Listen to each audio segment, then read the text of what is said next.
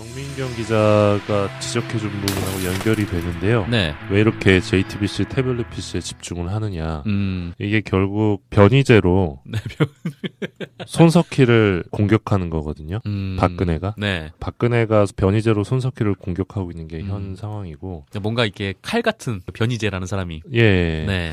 그리고 결국 변이제를 선택할 수밖에 없었던 박근혜의 마지막 악수다. 그러니까 이제 변이제 말고는 더 이상 쓸 카드가 없었던 거죠. 그렇죠. 네. 그리고 얘네들 입장에서는 모든 언론이 등을 돌렸었잖아요. 조중동부터 해서 다 네. 등을 돌린 상황에서 지지자들에게 호소할 수 있는 방법은 모든 언론이 조작 공범이다라고 프레임을 짜는 수밖에 없었을 것 같아요. 네. 근데 우리나라는 지금까지 권력에 부역했던 언론의 청산의 역사가 거의 없기 때문에 네. 기본적으로 많은 국민들이 언론의 보도를 별로 신뢰하지 않습니다. 네, 맞아요. 네, 언론은 늘 편향돼 있고 조작될 수 있다라는 인식이 강하고 그게 특히 독재 정부를 경험해온 그 어른들에게 강한데요. 그래서 네. 지금 모든 언론이 박근혜가 무너질 것 같으니까 등을 돌리고 조작을 하고 어떤 새로운 권력에 줄을 서기 위해서 그 왜곡 보도에 나섰다라는 프레임이 먹힌다는 거죠. 이런 일을 만들었다. 그렇습니다. 네. 그리고 이 상황에서 홍석현 출마설 같은 풍문이 그 이런 프레임에 더 힘을 주게 되는 거죠. 네. 그러니까 홍석현이 출마를 하기 위해서 손석희를 이용해 박근혜를 끌어내리고 자신의 영향력을 강화시켰다. 뭐 이런 식의 프레임이죠. 그 일부 뭐 대한문에서 집회하시는 분들 피켓 중에 뭐 그런 내용도 있는 것 같더라고요. 네. 예. 그리고 탄핵의 스모킹건이 된 거는 JTBC 보도가 맞기 때문에 네. 또 여기에서의 어떤 상징적 인물인 손석희를 잡아서 그 손석희의 개인적인 면까지 탈탈 털고 네. 계속해서 노이즈를 만들어내면서 사람들에게 피로감을 주고 또 이제 허위 주장이더라도 그거를 계속 반복하다 보면 네. 믿고 싶지 않은 사람들도 정말 그럴까라는 생각은 한 번쯤 하게 되거든요. 그렇죠. 그게 이제 과거 그 80년 전에 나치 선전장관이었던 괴벨스가 했던 그 선전선동 방식인데 그거를 그대로 베껴 쓰고 있는 상황이라고 보시면 될 것 같아요. 100년 전에 쓰던 거를. 예, 그래서 그 조중동도 등을 돌리고 네. MBC를 제외한 공영 언론도 등을 돌리고 또 그런 거를 JTBC가 선동을 했고 또 감사원이나 뭐 법원이나 검찰이나 다 이제 그 언론 보도 검증을 포기했다. 한마디로 그냥 청와대와 MBC만 놓고 다 한통속이다. 예, 그리고 뭐 이렇게 네. 다 이제 배신이라는 단어를 쓰더라고요. 그러니까 조중동에게는 이제 배신이라는 단어를 썼고 네. 또 뭐 변희재 같은 경우는 조중동이 좌파에게 무시받는 컴플렉스 때문에 이번에 탄핵에 동참했다 이런 주장을 하던데 아, 그런 컴플렉스가. 그리고 이제 뭐 조중동의 경영 위기 탓이다 뭐 이런 분석도 있고 근데 그게 설득력 있는 건 거의 없고요. 그렇죠. 그리고 박근혜 같은 경우도 이런 프레임에 호응을 했는데 지난번에 단독 인터뷰를 할 때 KBS나 MBC를 선택을 하지 않고 정규제 TV를 선택을 했거든요.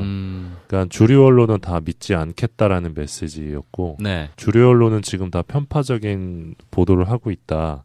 라는 거를 대통령이 지지자들에게 그 전달한 거죠. 그 정규제 TV를 선택하면서. 뭐 편파적인 보도를 뭐 하고 있긴 한데. 그게 말입니다. 네. 그건 아닌 것 같은데. 그래서 어쨌거나. 뭐 수요일 날 네. 그 KBS 앞에서 그 태극기 집회가 열렸었는데 네. KBS가 보도를 엉망으로 하고 있다.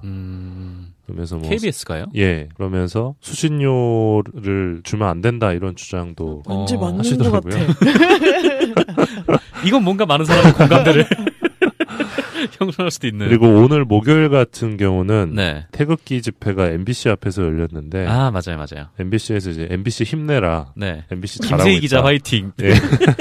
저는 그게 진짜 웃겼는데. 네, 뭐 그런 상황들이 연출이 됐거든요. 네. 그리고 지난주에는 이제 손석희 사장의 평창동 집 앞에서 기자회견을 열고 네. 손석희가 이 집을 떠날 수밖에 없게만- 없게끔 네. 괴롭히겠다라고도 선언을 했습니다. 그러니까 이런 모든 행동들을 보면 네. 설계자가 있습니다. 아, 그렇겠죠. 예, 네. 설계자가 있고 이거는 굉장히 일사불란해요. 변희재의 머리에서 나올 수가 없습니다. 왜냐하면 그 검찰 가시는 거 아닙니까 이러다가. 뭐 보내주세요. 네. 그 10월 24일 날 네. JTBC 태블릿 PC 보도가 나온 다음에 며칠 뒤에 김진태 의원이 태블릿 PC가 최순실 것이 아닐 수 있다라는 주장을 처음으로 합니다. 그랬었죠. 그날이 10월 27일로 기억을 하는데요. 10월 27일 날 그날 최순실의 통화 내역이 언론 보도에 나온 적이 있는데 네. 내게 아닌 것처럼 언론 보도가 조작된 걸로 몰아야 한다. 그런 얘기가 있었죠. 통화 내역이 한 보름 전쯤인가에 보도로 나왔습니다. 네. 그러니까 정리를 하면 그날 최순실이 누군가에게 이제 메시지를 지령을 내린 거고 김진태가 그걸 충실히 이행을 한 거죠. 법사위에서. 그렇죠. 그런 다음에 그 다음 주 월요일 그러니까 태블릿 PC 보도가 나온 뒤 정확히 일주일 뒤부터 네. 상암동 JTBC 본사 앞에서 태극기 집회가 시작이 됩니다. 그렇군요. 네. 그러니까 조직적으로 움직인 거예요. 네. 그리고 어제 특검이 밝힌 내용을 보면은 태블릿 PC 보도가 난 직후에 박근혜 대통령하고 최순실이 통화를 한 정황이 또 있어요. 그렇습니다. 네. 그러니까 이거는 굉장히 누군가의 플랜에 따라서 움직였던 거고요. 여기에 이제 새누리당도 포함이 돼 있는 거죠.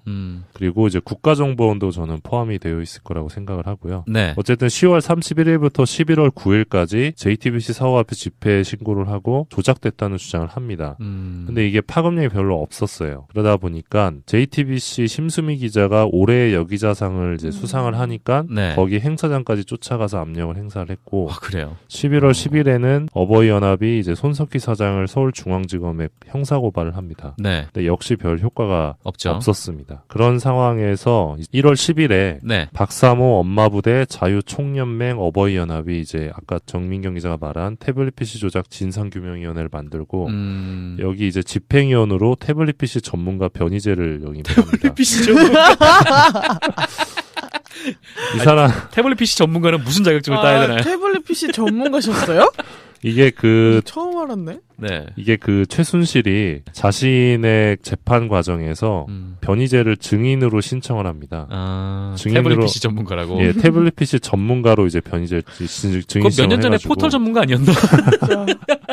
아무튼 그랬고 복수 전공. 네. 예, 이 논문 태블릿 조작 PC 전문가 됐었죠. 그 진상규명위원회가 생기고 일주일 뒤부터 네. 이제 방송통신심의위원회에서 농성을 시작을 합니다. 그러니까 굉장히 계획적으로 움직이고 있는 거예요. 그렇죠. 그러면서 박효종을 만나서 압박을 하고 맞아. 이제 김문수나 윤상현, 김진태가 계속 호응을 해주는 가운데 네. 이 논의들이 이제 여당 의원들이 이제 이 집회에 참석을 하니까 보도가 나오게 되죠. 조금씩 보도가 나오면서 최근에는 이제 손석희와 관련된 각종 입에 담고 싶지 않은 뭐 그런 뭐 호화저택 논란이나 그러니까 스스로 네. 논란을 만들어내는 거죠. 네. 그리고 뭐 아들 커피 대접 네. 안에도 있었잖아요. 그게 뭐냐면 커피 대접은 뭐예요? 변희재 전 대표와 네. 그 단체들이 평창동 앞에 왔는데 손석희 사장이 네. 손님이 집 앞에 왔는데 커피를 대접을 안 한다. 그러면서 인성에 문제가 있다. 그게 제목이에요. 기사 제목이 변희재 따옴표 네. 손석희 사장 집 앞에 손님 왔는데 커피 한 잔 안 줘. 이게 기사 제목이 있어요. 미디어워치. 제가 요새 네. 워낙 이쪽 이슈를 팔로잉을 하다 보니까 네. 미디어워치를 매일 들어가요. 근데 너무 중독성이 있어요. 고된 일 하시네요. 네, 진짜. 그래서 네. 약간 어머 이런 것까지 털었네. 그러니까, 커피를 안 준다. 네, 정말 네. 이상한 트집을 잡으면서 네, 그러고 있더라고요. 그래서 그렇군요. 어떻게든 탄핵 관련해서 헌재 결정이 날 때까지 어떻게든 노이즈를 끌어서 흔들어 보겠다는 의도 같은데 그렇죠. 마지막 발악이라고 생각을 하고요. 이 변희재를 키맨으로 선택했다는 것 자체가 네. 박근혜 최순실이 벼랑 끝에 몰려있다 뭐 그런 반증이라고 생각을 하고요. 그렇죠. 원래 보수의 그 인재가 얼마나 많았습니까?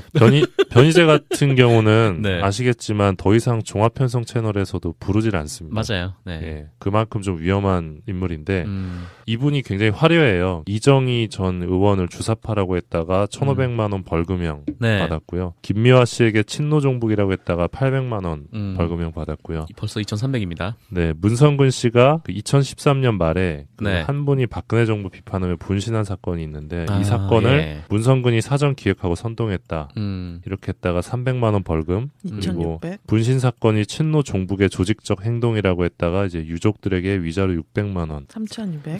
네, 그리고 방송인 낸시랭이 친노 종북이라고 했다가 2심에서 낸시랭은 왜? 벌금 400만 원. 3,600. 그리고 이재명 성남시장을 종북 매국노라고 했다가 네. 2심에서 400만 원. 4,000. 네, 이렇게 확정된 게 4천이고요. 네. 그리고 김광진 전 더불어민주당 의원의 명예를 훼손해서 징역 6월에 집행유예 1년을 선고받기도 했습니다. 그래요. 예, 이런 가운데 이제 변희재 씨를 또라이라고 비판한 탁현민 씨가 네. 얼마 전에 대법원에서 무죄를 아, 대법원이 인정한.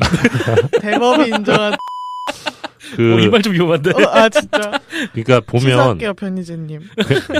굉장히 많이 명예훼손을 하고 네. 허위 주장을 해서 벌금을 받거든요. 이게 괴벨스랑 똑같아요. 그러니까 제가 괴벨스를 좀 좋아해서 네. 괴벨스에 대해서 많은 좀 자료들을 보는데 네. 이 괴벨스가 자신의 어떤 몸값을 높이는 방법으로 그 당시에 좀 유명했던 사회주의자나 뭐 공산주의자나 아니면 뭐 자유주의자들을 공격을 합니다. 공격을 하면서 끊임없는 허위 주장을 펼쳐요.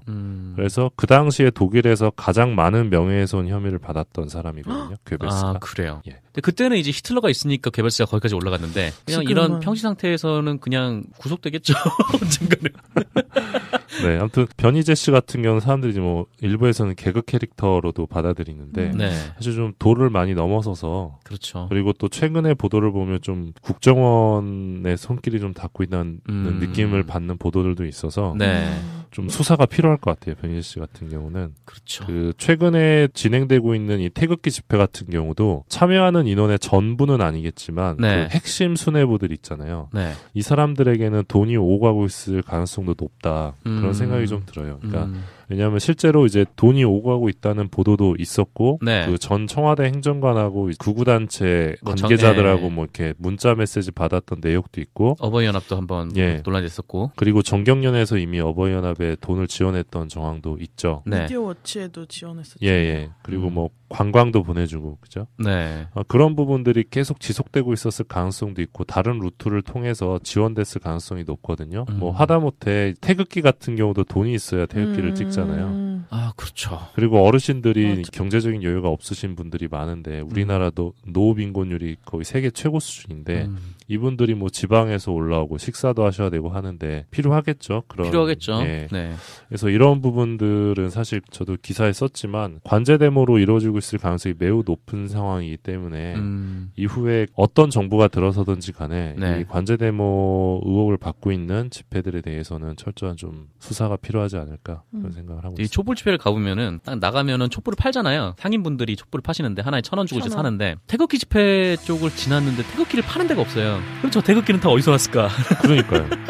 라는 생각이 좀 드는 거죠.